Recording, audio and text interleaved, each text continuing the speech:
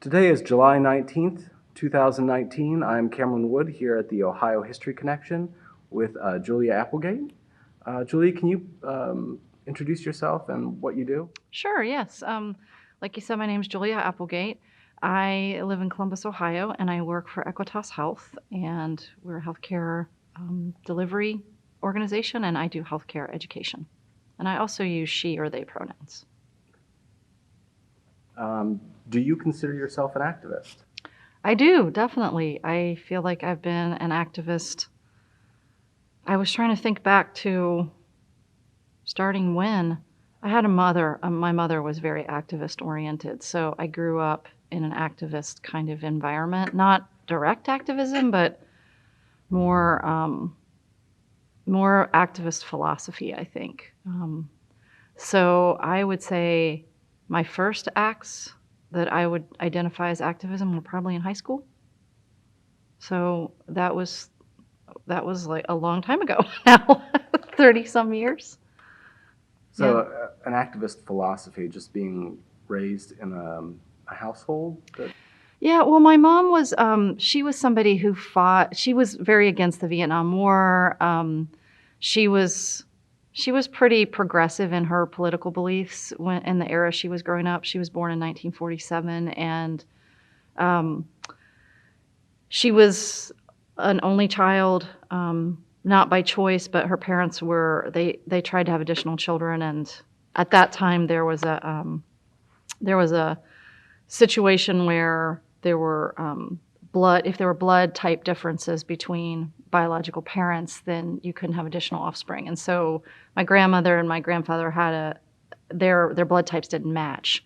And so my grandmother was unable to have additional children. She tried. She had, I think, either 4 or 5 pregnancies that all ended mid-pregnancy. And so my mother grew up an only child, and she was pretty radical for her times, I think. She went to college and wasn't allowed to smoke as a female, and so she fought the administration at her all-girls college to be able to smoke, which we know is not healthy, but she was fighting against those rules and policies. And she was pro-choice and anti-war and very like civil rights oriented in terms of racial identities. And so I grew up in an atmosphere of, I guess, social justice, but she wasn't actively going to protests. I just knew that she was very activist oriented. And she and my father kind of split over those differences. He was from small town Ohio, and just not, he was in the military, so she was like wanted to protest against the Vietnam War, and he was, he wasn't there, but he was supporting war efforts in other ways. And when the Kent State shootings happened, she said that was the day she knew that their relationship needed to end, because he wanted to rush to Kent State and join the Army and the National Guard, and she was ready to go on the protest lines. So that's, in that way, I feel like I grew up with an activist spirit in my household. Even though we weren't going to protest actively as kids. I was around that mentality a lot. Have you thought about that as you've progressed in your career? Do you consider your career kind of an activist career? I do, yeah, absolutely. I mean, for me, pretty much my whole life is oriented around my belief systems and being an activist in one form or another. When I went to college, I studied political science, and I found that degree through my interest in international studies and international relations, and through, I guess, a belief system of justice, social justice.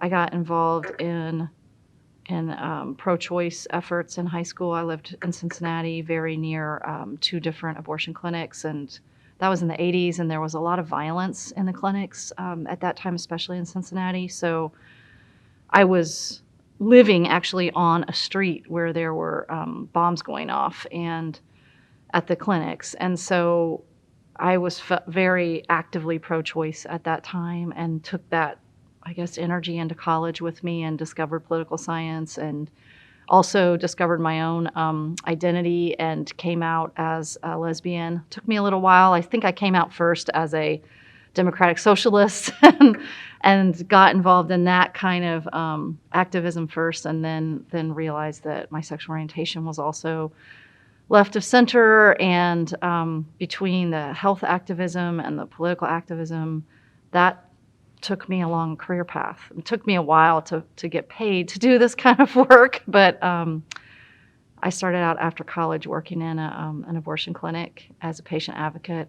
and then I studied women's studies here at Ohio State, and that launched me into another level of activism around identity, mostly around sexual orientation and gender identity. And then I spent time teaching women's studies and pursuing kind of a creative endeavors. I was involved in the drag king community here in Columbus and around the country, and that was all about pushing boundaries around sexual orientation and gender identity, gender expression. And I did that work for a long time. I also got involved in HIV activism that came kind of as a convergence with the drag king work, because there weren't a lot of financial resources for fighting the AIDS epidemic. And so through my work with the drag king community, we were asked to do a fundraiser to support an AIDS organization. And I was sort of underemployed at the time and looking to work in that field, and got a job working for the Ohio AIDS Coalition. And then that led me into a career in public health, which I think of as a very activist-oriented career. So my activism at age 48 looks less like being on the front lines and more like how we do our work and kind of infusing social justice into health education and influencing policy as much as I can, like kind of on the back end. I still go to protests and demonstrations and things like that, but I think for me, at least, as I've aged, it just looks a little different, what the activism looks like. But I definitely consider myself an activist. And I think when you have to, with the TED Talks, people are in the habit of identifying themselves with 3 different bullet points. An activist is definitely one of the ones I would put after my name. It sounds like a very natural progression. Did it feel like a natural progression at the time? Mm-hmm. I did, yeah. I mean, for me, I actually didn't feel like there was any other choice but to be an activist in some way or another if I wanted to live my belief system. So, for me, it started really in women's health and women's equality, and that evolved because of my own identity into a real focus on feminism. I think learning about feminism was sealed the deal for me. But I was already activist. I just didn't have the language, I think, to describe what fueled my activism. And so feminism for me is the most all-encompassing kind of approach to social justice, because I don't think it was naturally necessarily maybe in the 1800s, or there have been factions of feminism that aren't as inclusive, but the kind of feminism I subscribe to is very intersectional. It's very expansive in terms of justice for all marginalized people. So whether that's thinking about people of color or refugees or gay and lesbian people, I feel like it's that activism that drives me. So talking about your work now, what do you feel is the biggest achievement that has been made for LGBTQ health? Oh boy. I think there's a long way to go in terms of LGBTQ health, but one of the biggest achievements, I think, is the fact that we even talk about it. I mean, it's something that's in the news regularly, whether that's mental health or recognition of violence towards particularly trans people of color, talking about like the impact of things like marriage equality, recognizing that that's not just a civil right that we've been given, but it having access to that institution and all the rights and responsibilities that come with it, that has an impact on our health. And a positive impact on our health. And so I think like recognizing the impact of the changing social climate and the political sides of that, because social change and policy change, those things really need to happen together. And they have in the LGBTQ community in the United States. Not enough, but enough to really make substantive changes in the lives that we can lead. I was just talking with a friend the other day about how different it would be to be coming out as a 15 or 17-year-old now. Like your future, it's not all easy, but your future, your options look a lot wider than they looked for us when we were coming out. And the impact of having to live with the social, family, religious stigma and discrimination, it just weighs on you. So I think there's a lot of liberation that's happened because of the changing social climate. And that has really significant impacts on our health. Do you think that change is geographical to some extent, or do you feel like it's across the board? Oh, no, I think it's totally geographic. I mean, I think it depends on where you live in Ohio, where you live in Columbus, what your skin color is, what your socioeconomic status is, what your religious affiliation of your parents are, all of those things. It's not simple, but I think that there's a baseline that has lifted, I just feel like the starting place is better than it used to be 30 years ago. There's still a lot of pressure and a lot of stigma and all of that. And I think it changes depending on what kind of setting people are in. And certainly that's different in all over the world, right? Like just in Poland over the weekend, people were brutalized for trying to hold the first gay pride parade. And it was kind of, from what I read, they didn't expect the violence to be as extreme as it was. The protesters and the activists knew that the climate wasn't perfect, but I don't think they expected the violence to the degree that they experienced it. So yeah, I think it is very much geographic, from the smallest point of geography, like your actual neighborhood, to where you are on the planet. What do you think is you mentioned they've come such a long way, the baseline. What do you think is the biggest next step or the biggest problem remaining? Oh gosh. I don't know that I could identify one big problem. I mean, I think that sexual orientation and gender identity is like any other aspect of identity. Everybody has multiple points of identity. How much you're aware of those points of your identity really has to do with how many of them are in the normative bucket. If you're cisgender, if you're white, if you're able-bodied, if you have financial resources, you don't have to think about those things as much. And every single one of those that you don't belong to, that's in the marginal identity, then the more struggle you have. So I think it's hard to really say I think we need just like human liberation. I think we need a lot of progress in terms of just recognizing human difference and instead of being afraid of difference, having people embrace difference and recognize that difference gives us value and strength instead of dividing us and making people afraid. Speaking of identity, how do you feel like public health intersects with the identity of either LGBTQ or even gender? How do those identities affect how public health kind of works? So public health in the last 10, 15 years has really, well, actually, I think it's done this historically, but in the last 15, 20 years maybe, there's been a real articulation of social determinants of health. And that's really what drew me to the field, is hearing those concepts articulated, that it is not simply our choices that drive our health. I mean, our independent choices do have an impact on our health, of course, across the lifespan, but other things are equally, if not more important, like the neighborhood that we're raised in, born into, what our financial resources are, what our skin color is, what our sexual orientation and gender identity are, that those things are really driving health in very significant ways. And I think public health is shining a really bright light on that and articulating it in ways that are accessible to lay people.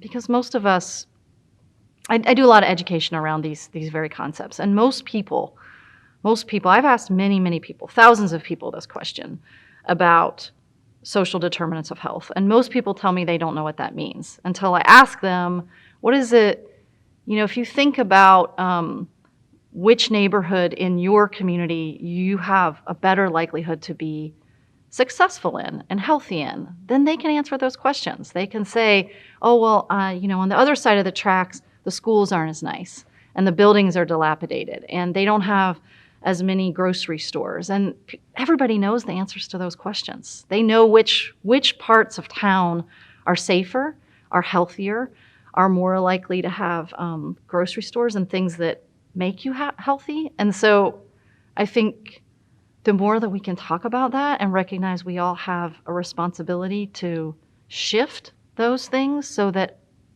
there is an opportunity for everyone to be healthy, then people can get behind that. I mean, I think that's what public health is doing at its best right now, is really just talking about how, those things drive health. And when we work on changing those things, then everybody gets healthier. And that's really, if we care about community in a global sense or whatever our, a congregational sense or our neighborhood sense, then people can get behind that. And I think they're more likely to share.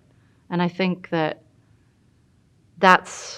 really results in change, So turning that also into policy, and that's something I feel like public health is really involved in right now, is looking at, there's actually a phrase, health in all policy. And like, how do you look at public policy like gasoline taxes or road paving? How do you infuse health into those policies, making sure that, if you pass a gas tax, that you look at where will distribution of those taxes go? And can we make sure that some of that goes into neighborhoods that are suffering and making sure that those neighborhoods have grocery stores or fresh markets or more, public services. So those are, to me, the really exciting ways that public health is making an impact. And my corner of public health is really focused on sexual orientation and gender identity and the ways those things intersect with other aspects of life. But, public health, I feel like, again, at its best, is being very intersectional. And it's allowing a space for me to talk about sexual orientation and gender identity that maybe wasn't there 20, 30 years ago. So being able to include that into social determinants of health. So we talk about social norms as determinants of health, not just neighborhood and access to food and access to health establishments like hospitals, but also what are the social norms of a community, and how do those social norms either have positive or negative impacts on health. So once we can help people understand that, I feel like we start to see better health outcomes. Can you give an example of like a social norm of a neighborhood? Let's see. So if you think about social norm of a neighborhood. Well, so one of the things that we talk about is place, right? So place drives health. And typically when people are talking about place, what they mean is your neighborhood in a safe place? So is there a lot of violence or crime in your neighborhood? Do you have sidewalks that are safe to walk on? Like, can you actually take a walk in your neighborhood and not trip or be worried that you're going to get hit by a stray bullet? Is your neighborhood full of lots of boarded up buildings or dilapidated houses? That stuff can really actually result in people being sick, whether it's an environmental hazard or just the feeling of being in a neighborhood that isn't full of pride. We associate flowers in front of a house, a nicely landscaped house with pride. And that isn't always the determinant of pride, but I think if you imagine living in a neighborhood where, you're surrounded by dilapidated buildings, there are certainly many people who will take the effort to make their house and their property nice, but it also drags you down to feel that around you is not also safe and beautiful, and that can bring down morale, and that can perpetuate feelings more of isolation or disconnection. Whereas if you have neighborhoods that are connected, and that's not to say it's just what does your landscape look like, but just those feelings drive positive health outcomes. And so I think we've been talking a lot in public health about neighborhood. What I'm asking people to do is talk also about social norms, like around sexual orientation and gender identity, and saying, if I'm a young trans person growing up in the most beautifully landscaped neighborhood in the country, but my parents are vocally, doing and behaving in anti-trans or anti-gender expansive ways. Like, I grew up in really rigid norms around masculinity, and I'm assigned male at birth, and I know that, I should be playing football, or I should be being manly or tough. But I know my internal identity I'm not wired that way. Then that has a negative impact on my health. And that can go anywhere from just, feeling the pressure to not express in any kind of feminine way, all the way up to thinking about or acting out suicide, because I know that I can't be who I am, and the pressure to not be able to be true to myself, that's a hard thing to live with over the course of a lifespan. So in those ways, that's where I feel like public health, when we talk about sexual orientation and gender identity and social norms, that's what we're getting at. Whereas, like, for me, I feel like those social norms of a neighborhood are just as important as whether the sidewalks are paved. But I don't think that's not universally understood when we talk about neighborhood right now in public health. So I think that, typically people are thinking about those other things, violence and safety and those kinds of things. But what I like to get people to think about is the other aspects of a neighborhood, is social norms and beliefs around sexual orientation and gender identity, and race and social class, and all of those things, because all of those things make up our understanding of community and social justice and equity and sharing. I mean, I don't know. I guess for me, equity boils down to sharing, right? Like, how do we take the resources that we have and distribute them in such a way that's more fair? Because right now, and historically, things haven't been divided up fairly. And that's why we have so many social ills, in my opinion, at least. If you had one goal or a main goal, do you think it would be like that distribution of wealth and materials? Is that kind of like getting that evened out?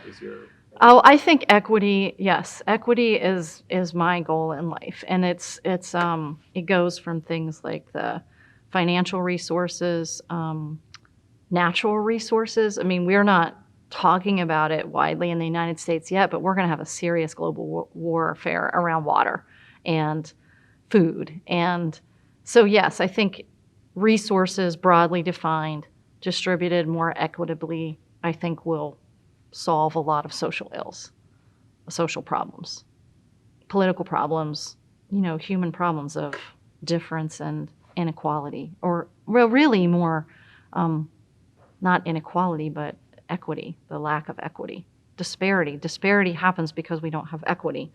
So that's what we talk a lot about, is looking at what are the root causes of these disparities, these different outcomes. It's the lack of equity. How do you feel like your own identity has influenced your activism, both as gender and sexual orientation? Do you feel like there's a strong connection? Yes, for me, yeah, there is no disconnect between my identity and my activism.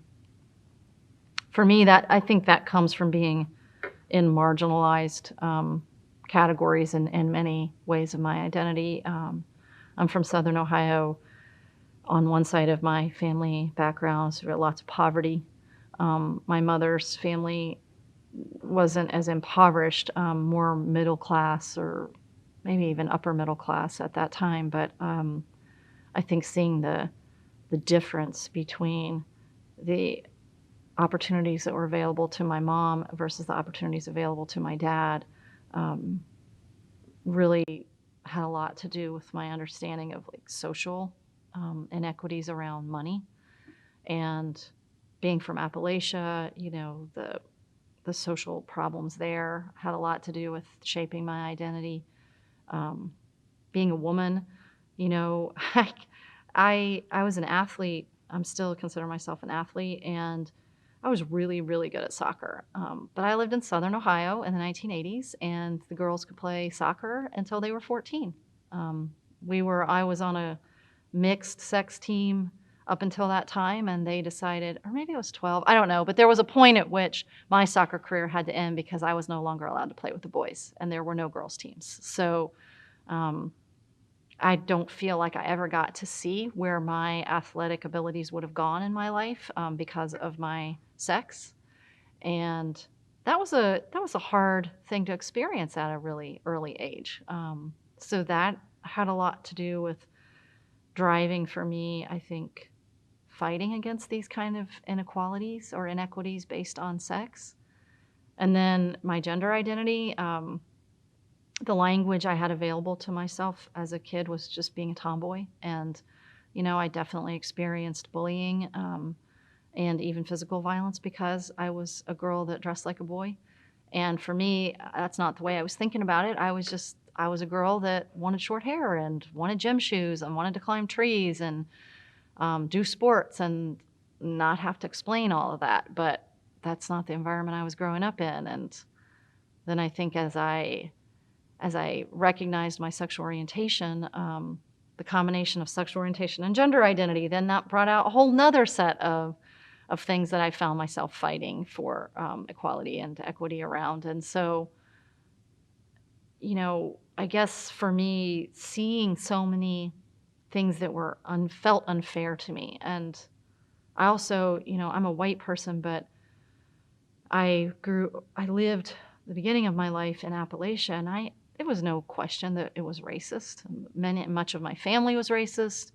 My mother wasn't, but so I got to see that clash. You know, I saw her as a white woman dating an African-American man in the 70s, and my dad being very racist. And, you know, none of that felt right. It just didn't feel right to me, the racism. And so I think life experiences shaped my identity and drove my activism without question, and still do.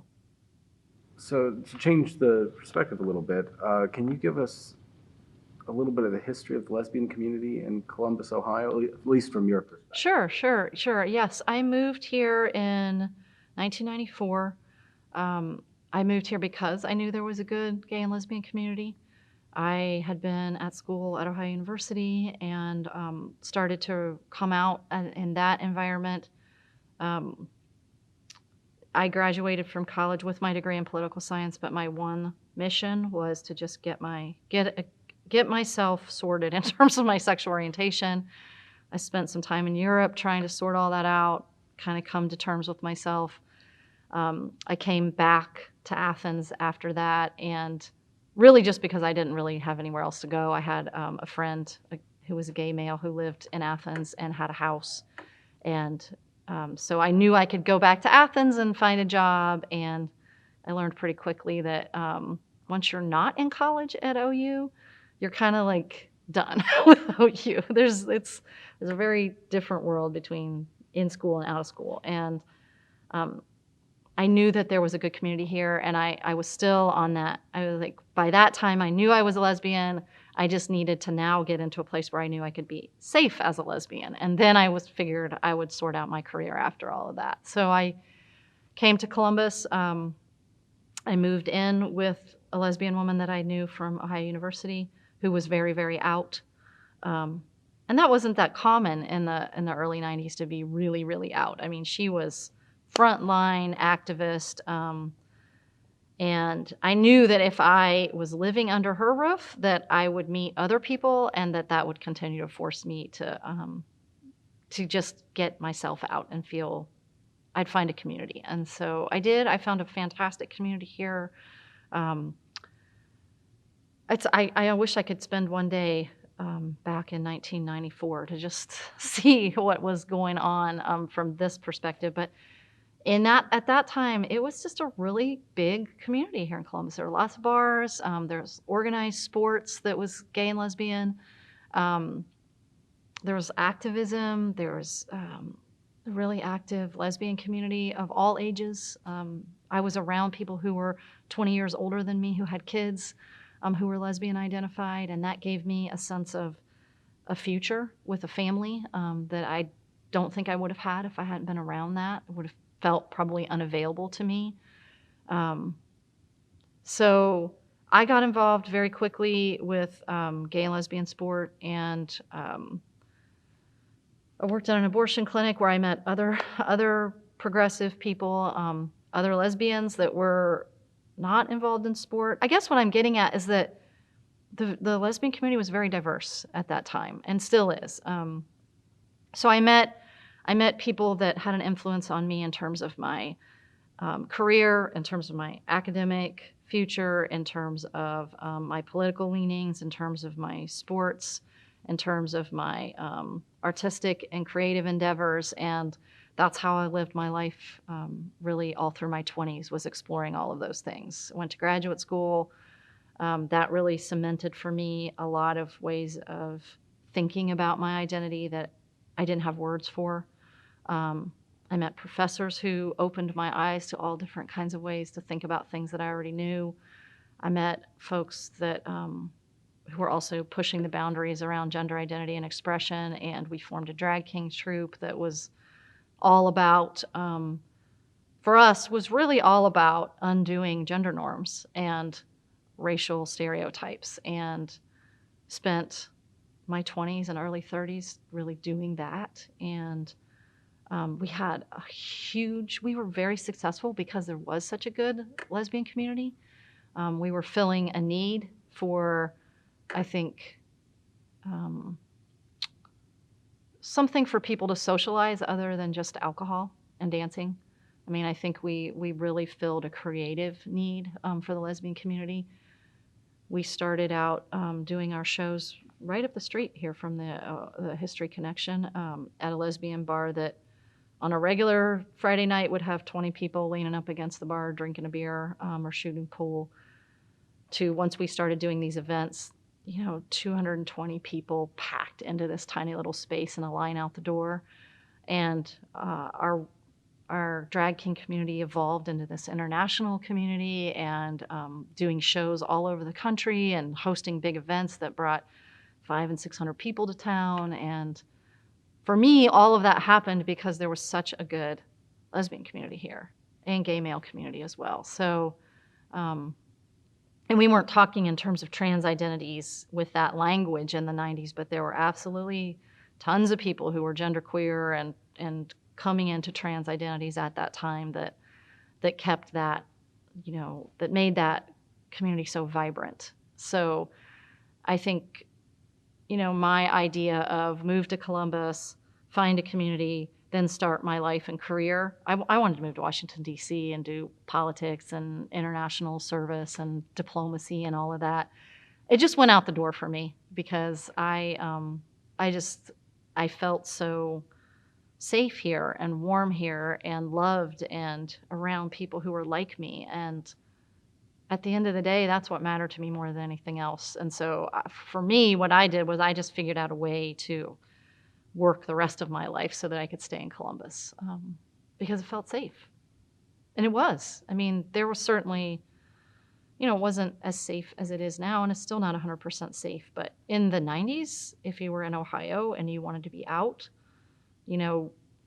really, truly out, I mean, for me, out meant being out in my family, out in my community, out in my job, out in my career, all of those things, then here was a place you could do that. Was there an experience that you had that made that the safety of Columbus important to you, or was it just something that you knew was important to be able to be who you were? I think, I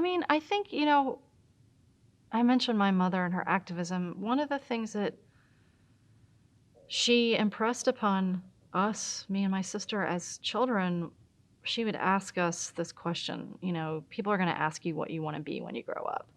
And you're going to tell them you're not sure. You'll figure out what you want to be, but what you really need to know is who you are. And what your answer really is, I'm going to be Julia Margaret Applegate. That's who I'm going to be. And what I do, I don't know. I'll figure out what I do. But I need to be able to be who I am. And that should be the question people ask you is, who are you going to be when you grow up? And it's ironically, she was very progressive in many ways, not so much around sexual orientation.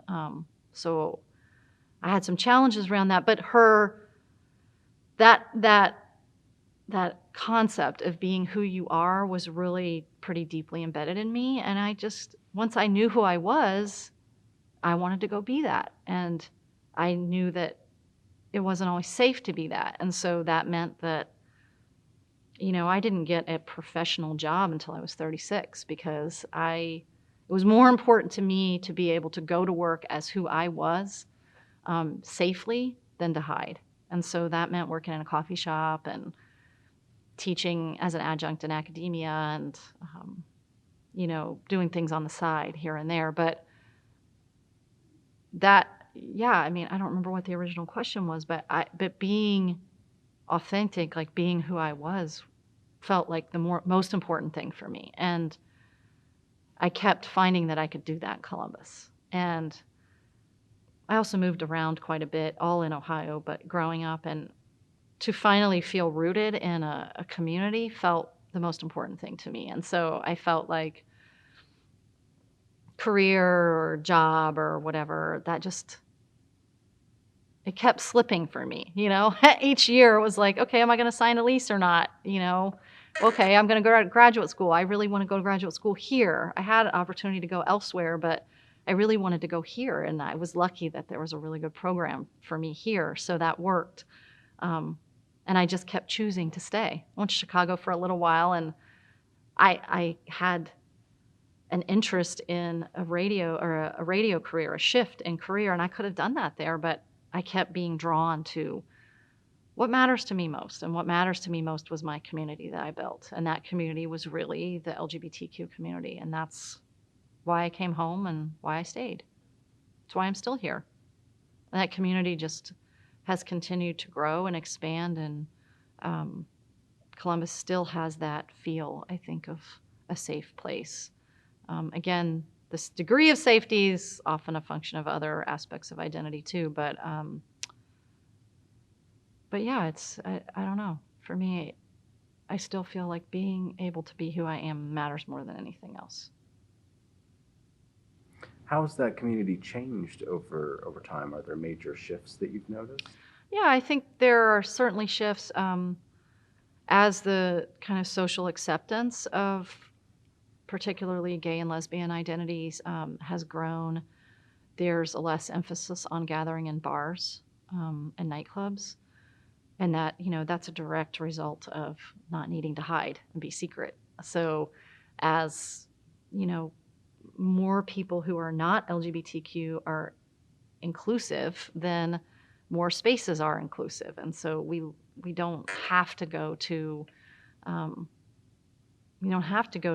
dark, quiet, secret bars to find our community. We can go to mainstream bars and do that. So I think that has really shifted the community and the way that we gather.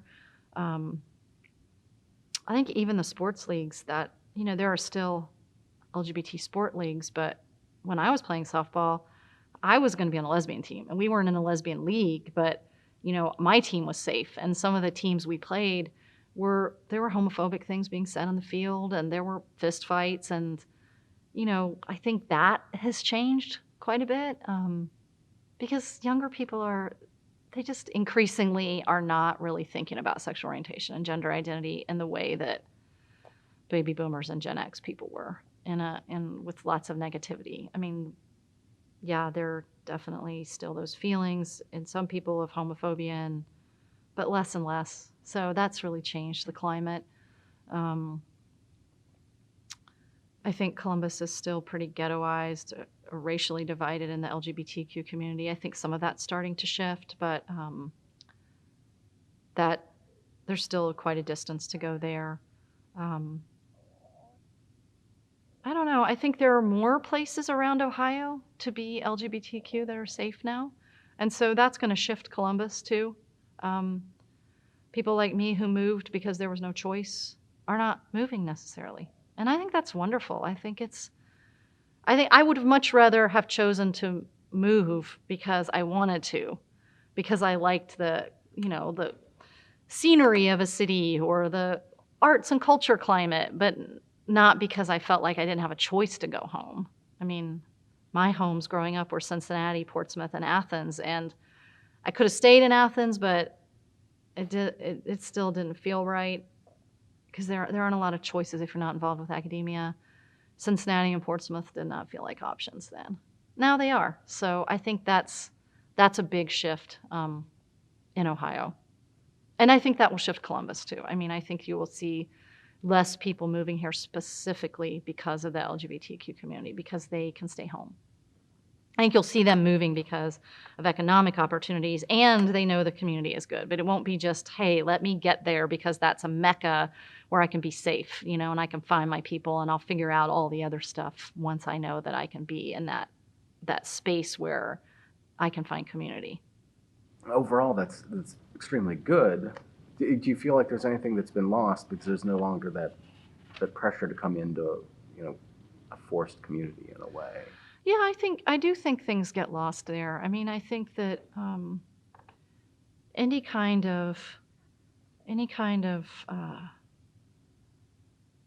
subset of community, right? Whether it's like, hey, it used to be that all over Ohio we had like, the Polish neighborhood or the Irish neighborhood or the Italian neighborhood, finding ways to ghettoize ourselves because of similarity has value. It creates closeness and pride and safety, and having to group ourselves because of discrimination, and that's not a good thing. But I think that in that forced clumping of people, you find lots of positive things that happen, right?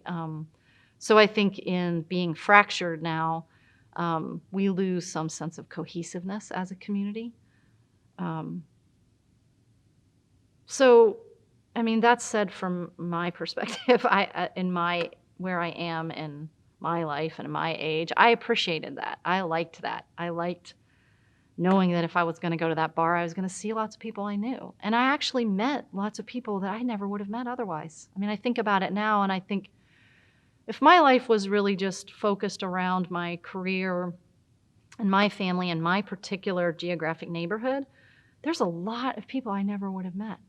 I wouldn't have met as many working class lesbians. I wouldn't have met as many gay men who were doctors because I wouldn't have interacted with them. I would have been in my little circle. But because we were connecting over our sexual orientation, our gender identity, I got to meet all these amazing people from different walks of life and different experiences that I'm friends with, that I care about. And that's how you break down like barriers that come from fear of being around difference. And at least in my life, that's how it's happened. And I think that if we can find a way to build cohesive communities of people who share similarities, that you can get a lot of value around that. But I don't think we should have those with walls around them where it's like, it's only the, I don't know, Christian people who are in my box, right? And I'm afraid of anybody who's different from me. I think there's a way to have that box of Christianity and still explore difference and embrace difference and love outside of that box. So I guess in my perfect world, we'd find a way to still to connect over our similarities and thrive from those things and still embrace difference. Can you tell us a little bit more about the H.I.S. Kings that you were part Yeah. of? Were you the founding member or a group of members? I was one of the founding members of HIS stands for His Kings, or it stands actually the acronym was Helen, Yvette, and Sue, the first three performers. We formed a drag king troupe sort of accidentally. Um, a friend of mine and I were really just lamenting the lack of choices, of lack of nightlife, lack of options available in the lesbian bars. Because again, the straight bars weren't always safe for us. So we were like, what can we do in our spaces to make them more diverse and more fun? And at the time, it was really, you went out and heard a DJ, and that was about the extent of it. So we were thinking about how can we shift that, and so we had this idea to do a night. We called it Fast Friday because there was this big event in town called First Friday that drew together lots of lesbians. So we were like, okay, let's play off of that. We'll do it the second Friday of the month instead of the first Friday of the month. We're going to call it Fast Friday. We're going to have bands. We're going to have a DJ. We're going to have performance. And the performance that we came up with was what we called a dyke or drag king revival.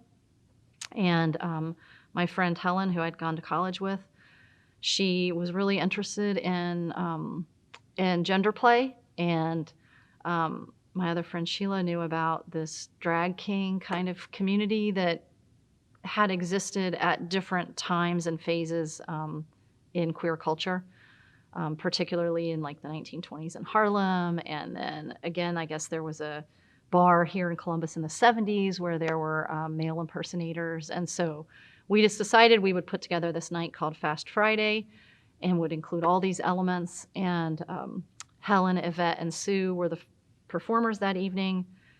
And the event was insane. And we had so many people there. We didn't even know we didn't even know what we had done. I remember when it was all over looking at each other like, oh my God, what just happened? And so we're like, we definitely have to do this again. And we did another Fast Friday 6 months later with the same formula. And then we realized over the course of the first year of doing these events that what was really drawing people was the performance. And so we figured, all right, well, we're gonna create a troupe. And it just so happened that Helen, Yvette, and Sue spelled his, and so we called ourselves His Kings. And that started a whole, I don't know. Well, I'm still involved in that peripherally, but a whole community of people that do male impersonation, drag kinging here in Columbus.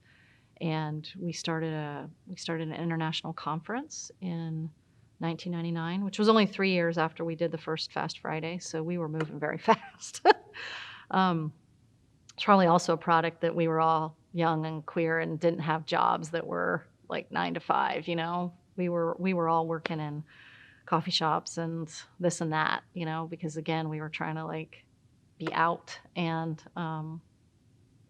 anyway, so we started this whole movement, and it just really, it really grew. And for us, that was not just about creating a fun night, but it was really about pushing these boundaries around gender identity and doing it in such a way where it was a safe space. We were very racially mixed troupe from the get-go, and that meant that we were talking about race and class and things that not everybody was thinking about, even in the troupe members themselves. So we had conversations a lot in this family that we formed of kings of, hey, like, you're a white king and you didn't recognize that what you did on stage was actually racist. And so that's not allowed here. Like, we're not doing that. Or, hey, you're a drag king that you wanted to act out some scenario on stage that was really misogynist. We're not doing that. That's not the kind of story we're trying to tell. And so, so even in doing drag king, that for me was very activist. We were actively thinking about what story are we trying to tell about gender identity on stage. And we were trying to create an environment and a story that was racially affirming and affirming of feminine or femininity, and that wasn't racist and misogynist, sexist. And we did that. And it was really powerful. And as we started this international conference, we just right out of the gate called it international. We didn't know who was going to come and how they were going to find us, but we decided it would be called the International Drag King Extravaganza. And when we got our first person from Canada who was interested, we were like, yes, we did it. It's now international. And it was all built around these same kinds of principles. And we wrote a manifesto, like, here is who we are and why we exist and what we believe. And if you want to come be part of our thing, this is the environment we're creating. And so yeah, I don't remember what the original question was, but again, for me, everything is about activism. That was activism. That was being activist about the kinds of belief systems and values of the people that I was hanging around with had. So we weren't universally understood by the LGBTQ community or even appreciated, but we felt like we had an audience and we had a stage, and that gave us some power. And so in our spaces, we were going to be anti-racist, anti-sexist, anti-misogynist. And so we felt like we were shifting our local community because those were the messages we were sharing.